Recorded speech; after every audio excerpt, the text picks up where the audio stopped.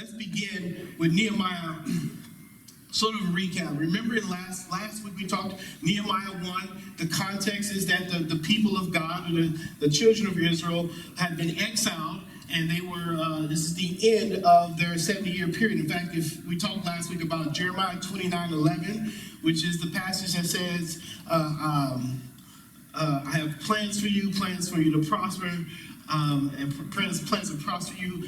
And we mentioned how that particular passage, a lot of times we've taken that passage to mean us individually, and that may be true a lot of times. The Bible is talking to us individually, but really what God was saying through Jeremiah was, you, the people of God, you, the nation of God, you, my people as a whole, I have a promise for you as a community of believers, as a family.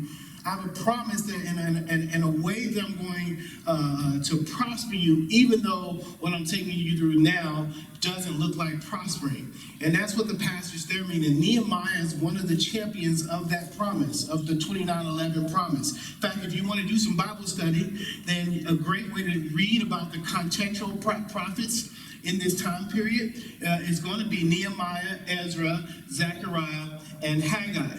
Those are the four prophets that come back and rebuild, and are part of the rebuild effort of what God does. The 29, I'm dubbing them the 29:11 prophets. These are the prophets God uses to reestablish his people. Right? And so Nehemiah comes, and his role, and we'll see later on, is to help rebuild the physical manifestation of what the people of God looks like. And so he works on building a wall. But last week we saw where Nehemiah, the first thing we learned was that Nehemiah cared about God's people, and he cared about the movement of God. In fact, we don't get very far into the chapter where before he says, he asks about how are God's people doing and how is the movement going. Right? Those are the questions he asked. And the challenge we had last week was, how often do we assess ourselves, not only our own spiritual vitality and the spiritual progress of our own individual lives, but how often do we really think about the entire movement of God and how God is, whether that is progressing or whether it is stalled. And Nehemiah not only asked this question, he's not only concerned about God's people and God's movement, but he is also affected by God's people and God's movement, and the progress or lack thereof in the scenario. So it does us no good to stop with asking, man, how is the church and how are we doing as God's people as a whole in the world, in America, in Dallas, in Collin County, in my household, in my life? Where is God? How is the progress going in that? But to ask the question and not be affected by the answer is nuts. And Nehemiah was affected when he learned that the report was that the people were despondent, that the walls had been burned down, the city had been burned. Nehemiah responded. He responded emotionally. He was emotionally taxed by that information. And he began to pray, and he began to fast, and he began to weep. And it says he does this for days. And the challenge was, how often do we cry or do we weep about the lack of movement in God's presence? Right? There's a lot going on around our world. And a lot of times we can say what should be happening, what shouldn't be happening as God's people. But does it affect us enough that do we have emotional content for that? And Nehemiah was not only concerned with the movement of God and the people of God, but he was affected deeply by the answers of his inquiry, of how is the progress. And then he prays, and then it shows, last week we talked about in his prayer, he shows, he acknowledges the preeminence of God despite how troubled God's people are and how ineffective his movement seems to currently be. He still acknowledges that God is big and the vastness and the awesomeness of who God is. And then he acknowledges the faithfulness of God in fighting sin, which is what it looks like in discipline. Discipline and judgment is God's attack on sin, his fight back to the sin that's in our lives and in the world, his faithfulness to the promise to restore the relationship with people that he loves, the promise of redemption, and then he acknowledges the importance of God's favor. And that's what we ended last week. The last verse we said was Nehemiah was asking God to give him favor as he was going to address this man, is what it says in chapter 1. And then it says that he was the cupbearer of the king, which brings us to where we are today. Now, we want to bring some of that stuff into today because it's important.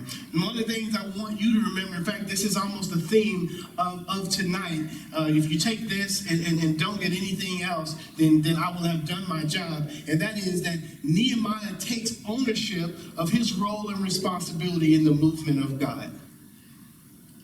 Nehemiah takes ownership of the role and the responsibility to God's people and to God's movement.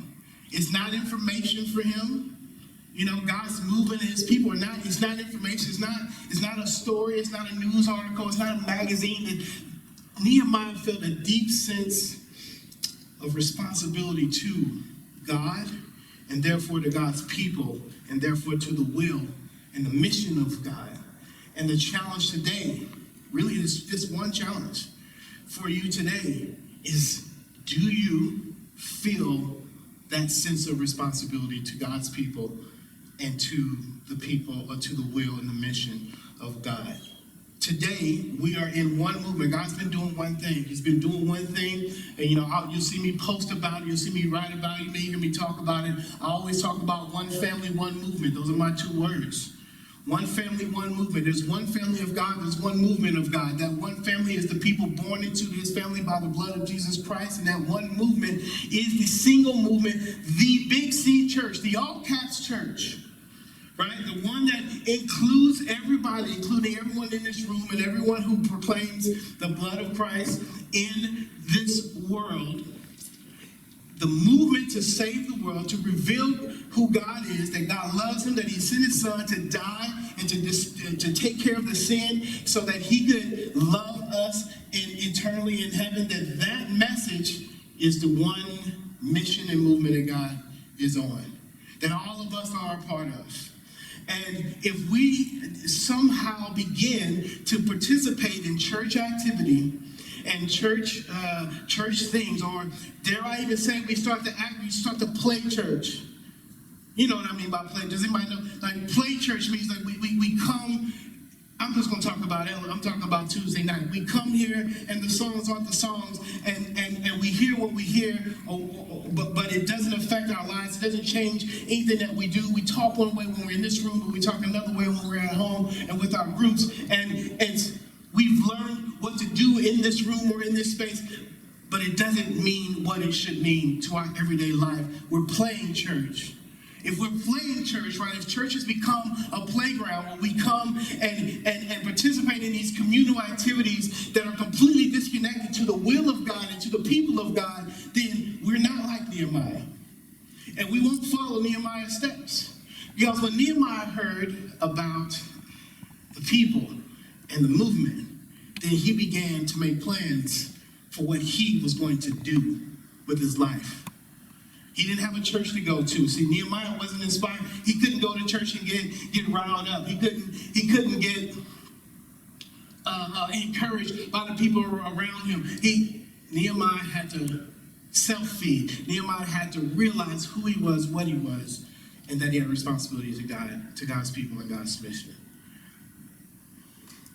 I find myself trying my best to, in every Christian environment that I get a chance to speak to, drive to the realism of Christianity, to the real actuality of Christianity, not the fashions and the forms and the fashions, but the reality of Christianity, like that you are a child of God and that you are here as a soldier in a fight against the enemy for the sake of the kingdom, for the eternal destinies of those God has chosen to put into your life.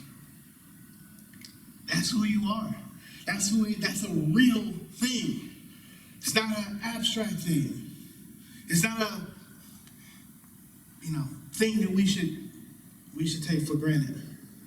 Now, I want to back up a little bit because what got the Israelites in the place that they needed Nehemiah and his band of brothers to come and rescue them was these things that I want us to look at, and we're going to get to this passage. It's important to remember that God's people and movement were stalled because they had taken their eyes off of God and placed them squarely on themselves. The things that were meant for God, the people turned and made them about them. Made it as though they were the end to all of the means. The sacrifices were transactional. You'll see that in Jeremiah. We talked about it last summer. The sacrifice had become just a cost, a price for sin. If God had said lies cost $5 and you just came and paid $5, and so you covered the price of sin, instead of $5, it was like a lamb or whatever it was. But whatever it was, there was a cost associated with sins. And so they had realized, oh, we could just sin and pay for our sins. And so that become transactional instead of transformational. People had accepted the price for sin and not accepted the fight against sin. That they could just ask God for forgiveness and he will forgive them, but they didn't have to actually fight the sin. And that's about them, not about God. They did worship, and the worship was cultural and self-fulfilling and not God-centered and authentic. God and other idols had become about advancing their own agendas. God had become a tool for their ambitions. For the ambitions, the large ambitions of life. We hear this in churches all over the place where they say that God somehow is for you. That somehow God desires, that his greatest desire is that you would flourish in this world, except that his son didn't flourish. His son had to die. That's a different sermon. But we like to try to use God and make him our thing instead of allow us to be his thing. This is what they were doing, and God punished that, and that's why they were in trouble. And if you and I aren't careful, we'll be in the same boat. Now, Nehemiah's response to the trouble of Israel was not, listen to this.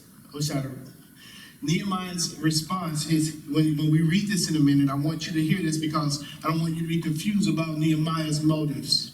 Nehemiah's response to the trouble of Israel was not an act of tribalism, patriotism, or personal pride. I'm going to say that again. Nehemiah's response to the trouble that Israel had faced was not an act of tribalism, patriotism, or personal pride. It wasn't about Israel for the sake of Israel. You can see that in the prayers in Nehemiah 1. Nehemiah had put God first, not himself first. And everything that he prayed about was like, God, this is for your glory, for the spread of your name, so that you would be pleased. And he would continue to do that. And so he was not concerned. It wasn't about, let me bring it to today, it's not about America. It's not about your family. It's not even necessarily about the individual church that you happen to be a part of, whatever t-shirt you happen to be wearing. It's about what God is doing overall and what role and responsibility you have to that. Not for the sake of the pastor of your church that you go to, although you should love and respect that pastor. Not for the sake of the community that you're a part of, although you should be ready to be a blessing to that community. Your primary goal is that God use my life so that your will can be done, so that your movement can move forward, and that I can play my part in that. In Nehemiah, that is what his motive was.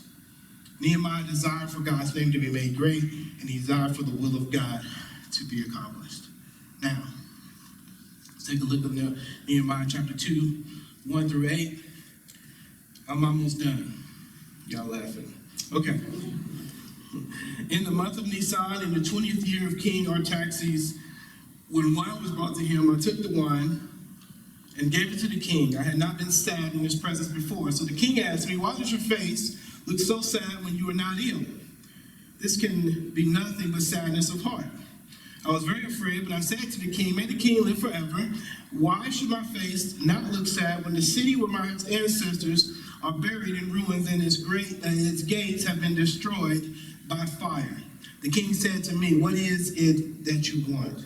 Then I prayed to the God of heaven and answered the king, if it pleases the king, and if your servant has found favor in his sight, let him send me to the city in Judah where my ancestors are buried so that I can rebuild it. Then the king, with the queen sitting beside him, asked him, how long will your journey take, and when will you be back? It pleased the king to send me, so I set a time.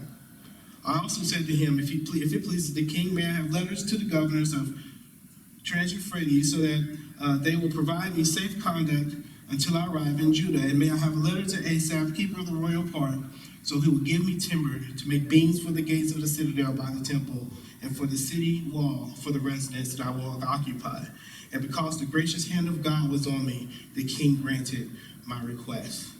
Now watch how, did you see how much God was in, how much credit God was given in the whole process? He didn't give a lot of credit. He said, because the king liked me, but it was the favor of God. You notice how Nehemiah is always in the audience of God. He's always before God. It's God that is who he's playing to.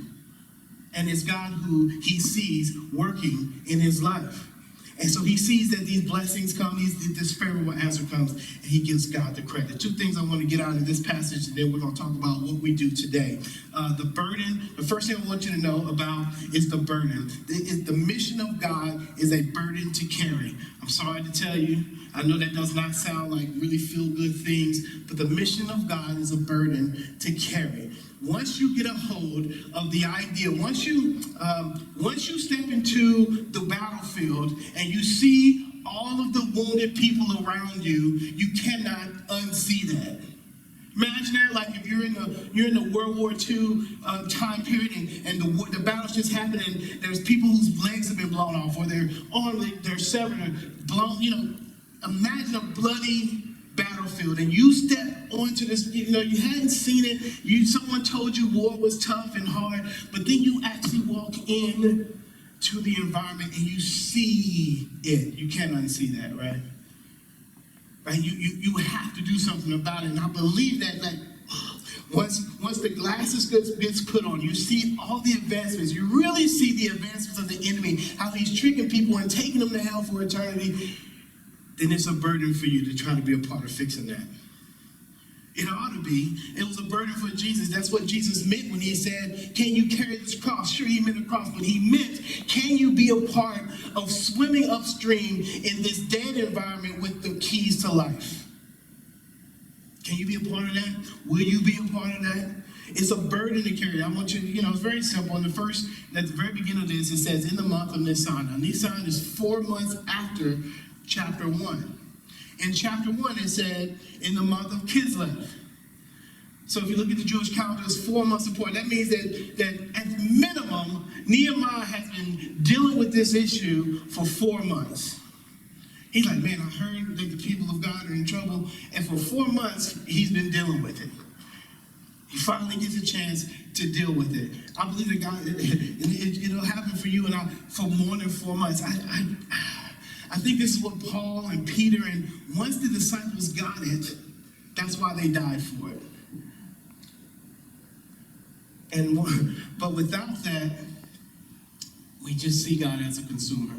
We come to God in a consumer's hat. Nehemiah, the burden that he's carrying is the evidence of his responsibility, his sense of responsibility. The burden that he's carrying proves that he sees himself as an owner of God's mission, not an observer of God's mission. If you're an owner of a building and the piece of equipment, let's say you own a gym and someone's using the equipment and the equipment's broke, you feel a sense to break that, right? I mean, not to break it, to fix it. Maybe you do want to break it further. But if you're the owner, then you walk around figuring out how things should be, and you want to be a part of fixing that, right? Because you own it. You have a sense of responsibility to it. Or you could be the consumer who walks into the gym, breaks the equipment, and decides that's somebody else's job to fix. Last week we talked about how the church, how one generation is carrying the church. How the generation that's gone before us is bringing 66% of them are Christians in America, and they're supporting the church, and they're bringing all these essence to the church. And I imagine that they're running this lap, right? They're running this race. They got red trunks on, and they're running this race, and they're putting all their hand to it. But they get to the end, and they're ready to pull. They're ready to pass the baton to the next person. And can you imagine they're doing that? They look up and they find out the person that they thought was on the team doesn't have the same trunks that they have on. Imagine that you're running, you think you got a teammate, you pass the baton, you got red trunks on, they got blue or green, or they're the other team. Somehow they've switched. This is what the church is dealing with here in America, right? They've been running this race, right? And it's time for them to pass the baton to you and me, to this generation who's now 24%, not 66%. And so many of this generation has changed teams. There's no baton to pass. They don't have an ownership, or better yet, they just decided, I don't want to be in a race, I'm going to go and sit in the stands and watch everyone else race. I heard a pastor talk on Sunday about two different versions of young college-age students, and there's a big evangelical movement in the 60s with Billy Graham and Josh McDowell and all of those guys. And the way the pastor described it, he said he had spoken with Josh McDowell, and Josh, he said, man, why did you have such great progress in the 60s? And Josh gave this great thing that I want you to pay attention to. He said, in the 60s, you had an activist culture where the people who were in college, they felt a sense of responsibility to the community, and so they would champion all these ideas. They would protest, and they would be active. He called them activists. He said they'd be ready to engage the world. Now, whether you like what they were doing or not is beside the point I'm making right now. That they were interested in being a part of change and taking their role in the world is what I want you to see. Then we get to the 80s, and he says the college age moved from being activist to aggressively apathetic. I love the phrase. Aggressively apathetic is what he said. It means that you decided, not only did you decide you don't care, but you decided you just didn't want to care. And anyone who tried to make you care, you ran the other direction, right? But now we're back in a generation where we're activists again. Look around you. And there's people who want to take their role. They want to do something. They want to be a part of something bigger and something greater. They want to be responsible. They want to take their place in the world like Nehemiah did. But those people they're disconnected to the right answers.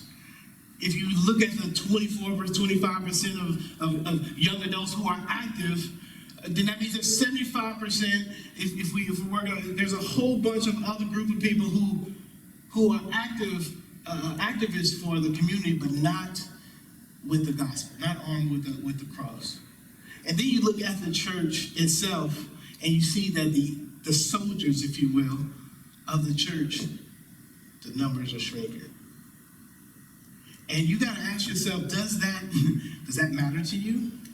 You in this room, does that matter to you? Do you feel anything about that?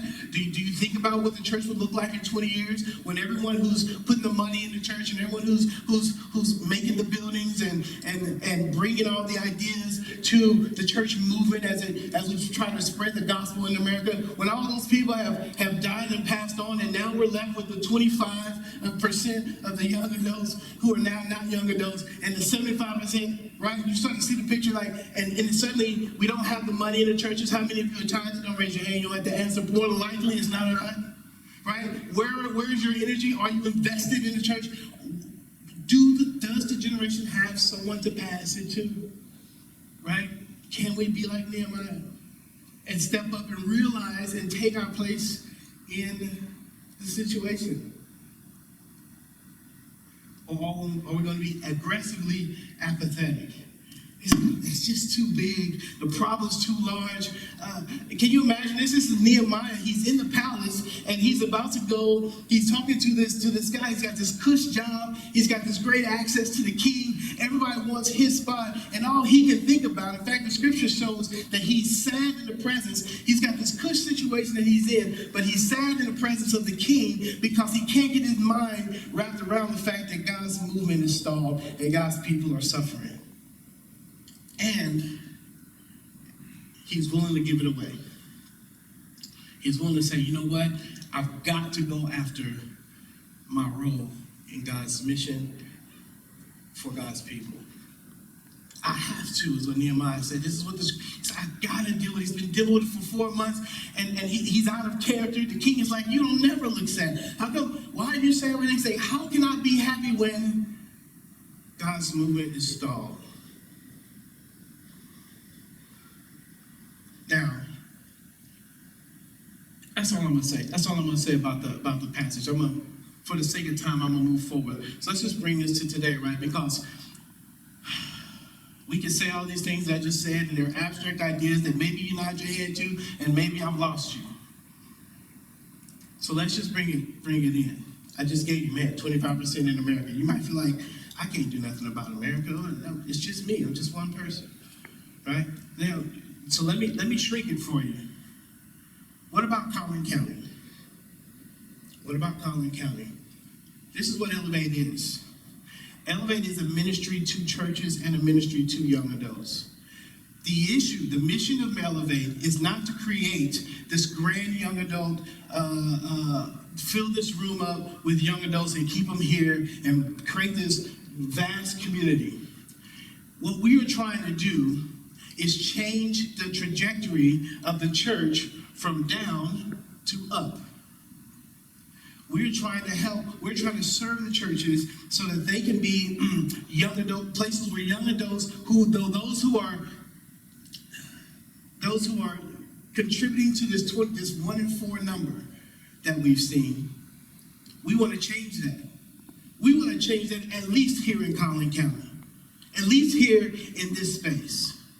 And so we create a community for you to come and for us to be recharged and all those things, but we also are meant to serve the church for the future vitality and sustainability of the church. In many ways, it does feel like rebuilding a wall. It does feel like we got to go back. There's something that was there that is no longer as strong as it was. You walking with me? That there's a fortress that God had created, that he used a generation before us to build up, to be a representative of who he is in this country, in Collin County. And in 10 years, if we continue the route we're on now, that fortress will look like rubble.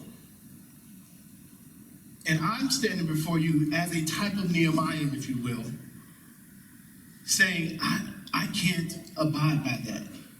I can't look at the future and see that for the church and not do my part to help rebuild it. And I'm inviting this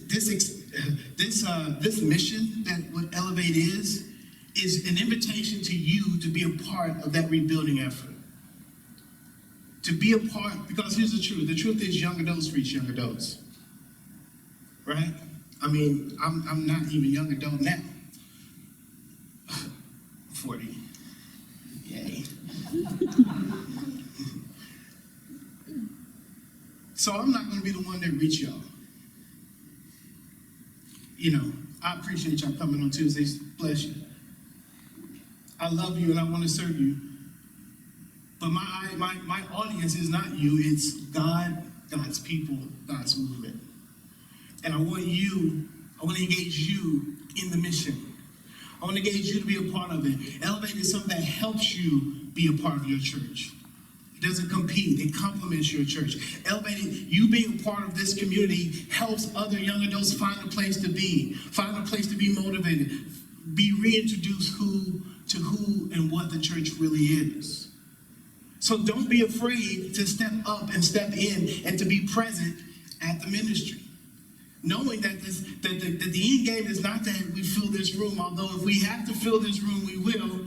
Because, if we have to, I've been using the example of a flat. If you have a flat in your car, you put a spare on it, right?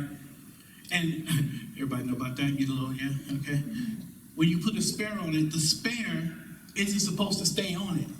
The spare is supposed to get you from A to fixed place, wherever the place is. And then they take the spare off and they put the right tire, because the spare is not the permanent answer to the problem. You walking? Elevator is the spare.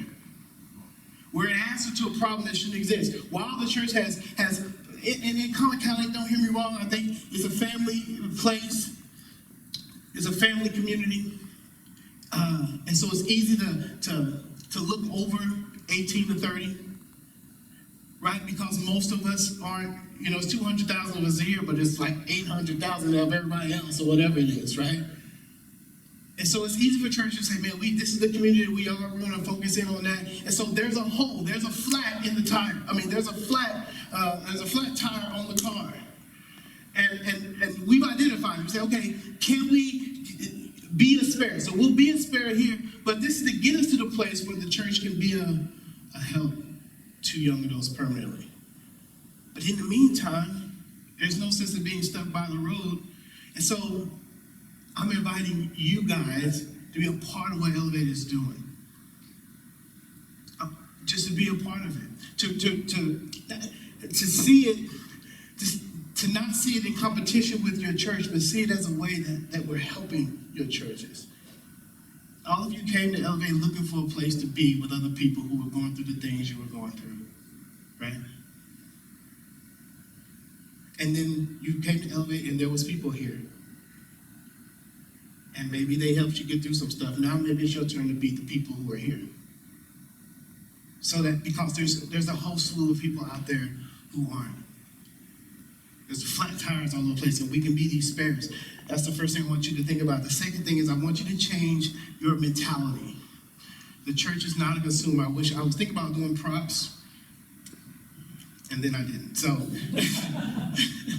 So I want you to imagine a prop. Imagine a bucket of popcorn and an apron, right? As symbols of two different mentalities.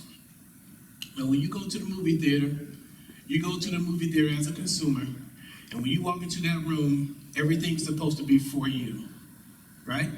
You go in there, you're like, hey, I'm gonna watch this movie, I'm gonna get some popcorn, I'm gonna order it, you gotta get it for me, right?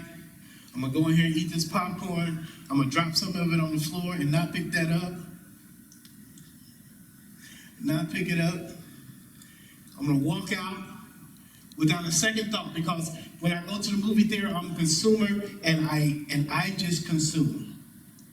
I don't help create. I don't do anything like that. In fact, if you want to go to the movie theater and somebody were to come to you and say, hey, would you please help us sweep up the popcorn after you leave? That'd be a little weird for you, wouldn't it? Right? Because the mentality that you're in, it's not that you don't like sweeping. You might be someone that really likes helping people. Right? You like in a house, you might be like, oh yeah, I'll do that. But in a movie theater, you're in the mentality that you're the customer. And you're kind of like, why are you asking me to do that? Ain't that your job? And there's a lot of us that enter into the church world as though we're walking into a movie theater. And when people like me stand up here and say, hey, do you mind sweeping up a little bit? Will you help us get this thing done? And the pastors around the place ask you to be part of it, you're like, subconscious. That's not why I'm here. I'm here to get what you got, bro. I just want to come and eat and leave. I think that's the wrong way to approach church. In fact, I know that's the wrong way to approach church. Now, what you think about the apron? You go to a soup kitchen, and in the soup kitchen, they don't offer you popcorn, they offer you an apron. And your mentality when you go to a soup kitchen is, when you walk in the door, it should be, how can I help? You're there to help. What do you need me to do? What? You want me to sweep? I'll do that. You want me to scoop some soup into some people's bowls? I'll do that. You want me to clean up the dishes afterwards? I'll do that. You want me to take them out and serve the people? I'll do that. You want me to greet and say hello to people? I will do that. You need me to cook some of the soup? I'll do that. Wherever you need me to be, that's what I'll be. I think we, as a generation, one of the things that we can teach a generation that's gone after us or before us is that we need to have a soup kitchen mentality, not a movie theater mentality.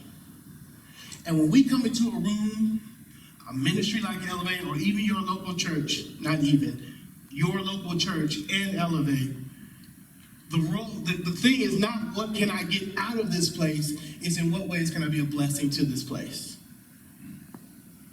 What can I do? What role? How can I be an owner of the movement of God here?